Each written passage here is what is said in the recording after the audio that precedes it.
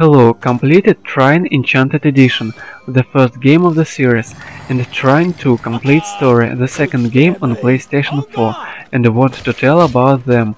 Trine is a two-dimensional platformer, contains a single player and a multiplayer, and it has everything that must be in such games: a beauty, fluent controlling, a simple and immersive gameplay.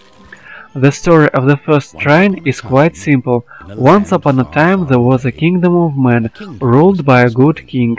But step by step the life was becoming worse, and eventually it ended in the undead rising from graves. It is hard to describe briefly what occurred afterwards, so I will just say that thanks to a powerful artifact called Trine, three main heroes, Thief Zoya, Knight Pontius and Wizard Amadeus, embarked on the journey to protect the kingdom from undead, what they in the end successfully accomplished. The second Trine game continues the story of the first one. In it, the Trine again gathers same heroes, but this time to fight goblins and sorcerers. Basically, the story is not elaborate, but for a platformer game it's just fine. Now let's talk about the gameplay. In both games we play as three previously mentioned characters.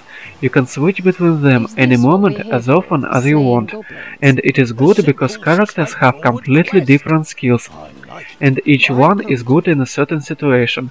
For example, Wizard Amadeus is weak in a melee combat, but invaluable in solving riddles and can reach places that others cannot. Thief Zoya is slightly less useful when you need to reach a higher ground, but unlike Amadeus can shoot enemies from a distance. The Knight is the least maneuverable comparing to others, but has a shield, a sword and a hammer, due to which he is like a tank and can defeat anybody. Directly the gameplay will consist of traversing through a level, finding secrets, solving riddles and not least fighting enemies. Traversing, fights and searching for secrets are made quite usually. In these games it is a synonym for good, so let's turn our attention to riddles. The distinctive feature of Trine games is a realistic mechanics. Thus, all riddles in the game are based on moving and building stacks of objects, swinging on ropes, balancing weights and switching levers. Exactly here comes the usefulness of Amadeus, because he can create and with his own will move different objects. It is left to say about the graphics and an overall visual presentation. Visuals are good and recreate an atmosphere of the fantasy. Despite the fact that Trine is a two-dimensional platformer, all objects are made three-dimensional, unlike it was in Rayman Origins and Rayman Legends.